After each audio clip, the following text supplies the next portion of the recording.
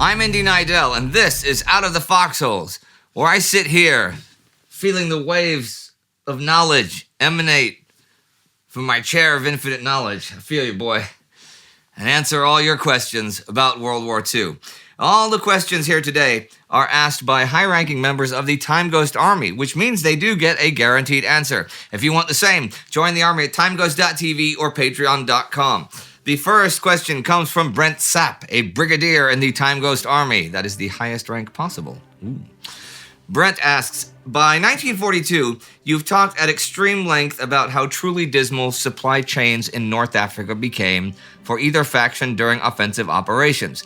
In spite of this, was there any consideration by the Allies or the Axis into building a rail line through the north that could move more supplies more efficiently? While it is clear why German and Italian officers couldn't consider such, their trains being necessary and in short supply in Europe, would it not considerably ease operations long-term and when ports were not available for the Allies? Well, in short, there has been no Allied plan to build a rail line through any of those territories to fix logistical issues.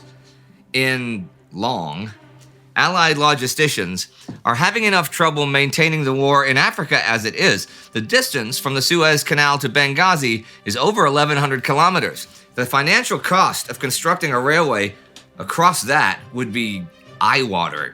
Laborers would have to be fed, watered, sheltered, and supplied tools in some of the world's least hospitable territory. Then there's the question of who the laborers would be. Would they be civilians or soldiers taken from the front? The former would set local populations against their colonial masters. The latter would weaken Allied forces. Track would have to be produced and shipped to Suez. Trains would either have to be appropriated from the Suez Canal, be produced in Africa, or shipped there in convoys braving German submarines. Even in the 21st century, with all the technological wonders it will bring, the future, building and operating railroads in much of Africa will still be a very daunting task. According to the National Cooperative Rail Research Program, rail infrastructure can cost $2 million per mile in flat rural areas and up to $300 million per mile in more urban or less favorable environments. And also, under the Anglo-Egyptian Treaty of 1936, Britain is set to withdraw all troops from Egypt within 20 years, except those guarding the Suez Canal. So spending all that money won't do the British Empire much good in the future, which is pretty cynical, but so is the world. Time Ghost Army Captain Ruben A. asks, hello Indian Time Ghost Army team. Hello Ruben A. Thank you for all the hard work you do. I'm a longtime fan and just now signed up to be a Time Ghost Army member, for which I'm very excited. I bet there's a question here. Okay, in school, we were taught that there was this secret agreement between Turkey and Germany, where if Stalingrad fell to Germany, Turkey would launch an attack and open up another front in the Caucasus. Now, after carefully watching your show, I do not see anything that could support that idea. So I was wondering if there was such an agreement or alliance, or if it was instead just a rumor. Okay, Chair, what do you think? Uh-huh. Okay. All right. It's pretty good. Well, this is another question that can be answered pretty quickly. No, there is no military alliance, but yes, this is just a rumor. But it's a rumor that probably doesn't seem so ridiculous to the Soviets. Let me explain. Turkish-Soviet relations are pretty tense, and Turkish-German relations are way better. Turkey signed a treaty of friendship with Germany on June 18, 1941, right before Barbarossa started. This was in part motivated by fear after the fall of Yugoslavia and then Greece and Bulgaria joining the Axis powers, and Turkey was thinking, oh, Turkey might be next. Turkey is, though, an important trade partner of the Third Reich, mainly trading chromite ore, which is needed to produce tanks and anti-tank shells.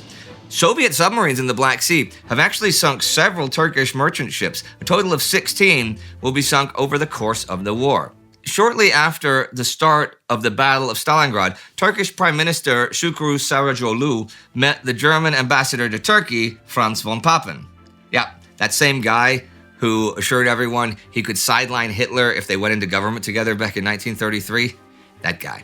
Anyway, at this meeting, Sarajevo claimed that he yearned for the destruction of Soviet Russia, which would be an epoch-making deed on the part of the Führer, and which had been the dream of the Turkish people for centuries.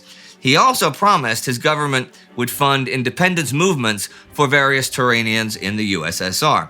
See, Turkish leaders have always kind of believed that the Soviets have plans to spread their influence into the Balkans and into the Middle East. And World War I did nothing to allay those worries. So with anti-Soviet propaganda in Turkey at an all-time high, it's not surprising that the Red Army and NKVD were convinced a Turkish invasion would come.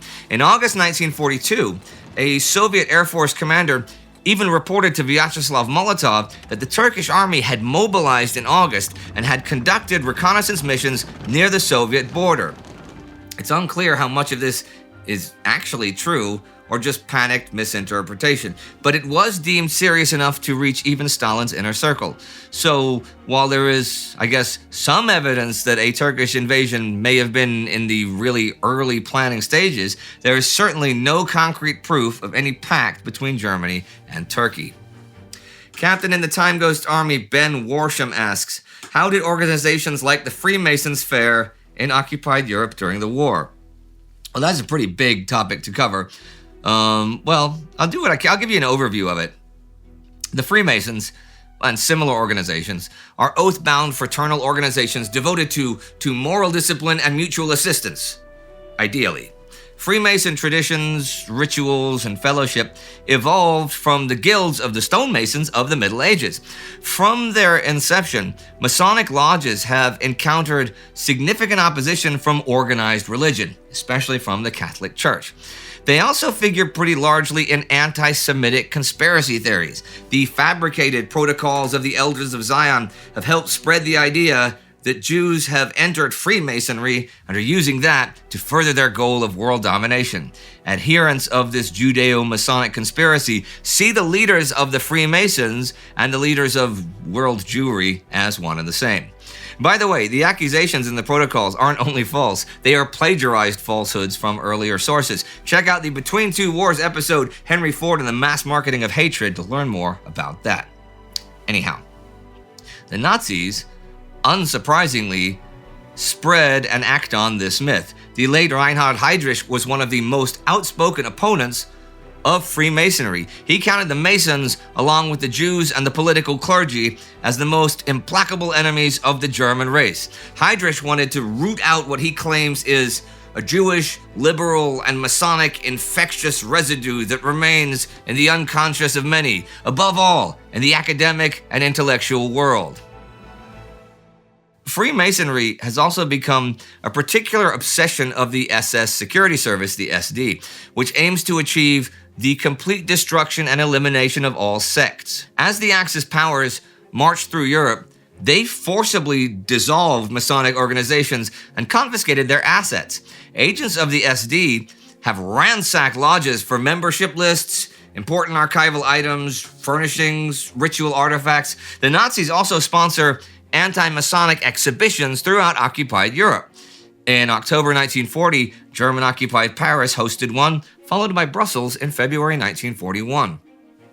On June 9, 1941, the Nazi security services initiate their campaign against occult doctrines and so-called occult sciences.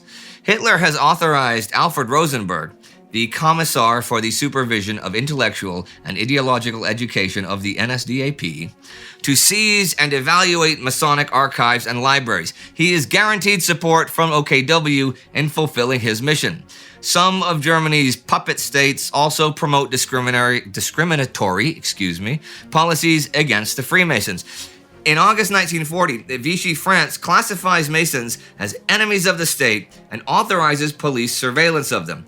Because of this, French Freemasons actually play a significant role in the national resistance movement against German occupation. Freemasons sent to concentration camps are labeled political prisoners and marked with a red triangle. Some Freemasons go so far as creating lodges inside the camps, like at the Estevegen concentration camp. 7 Belgian Freemasons and a resistance fighter found the Liberté Chérie, cherished liberty. All right. get a guaranteed answer to your question by joining the Time Ghost Army as a captain or higher at patreon.com or timeghost.tv. And after joining, new captains also get thanked in the weekly episodes, as you have no doubt recently seen. The Time Ghost Army. These questions and these answers are all part, as are you, of a community dedicated to making objective historiography that's accessible to the whole world. So thank you to all of you who have joined us on this journey. See you next time.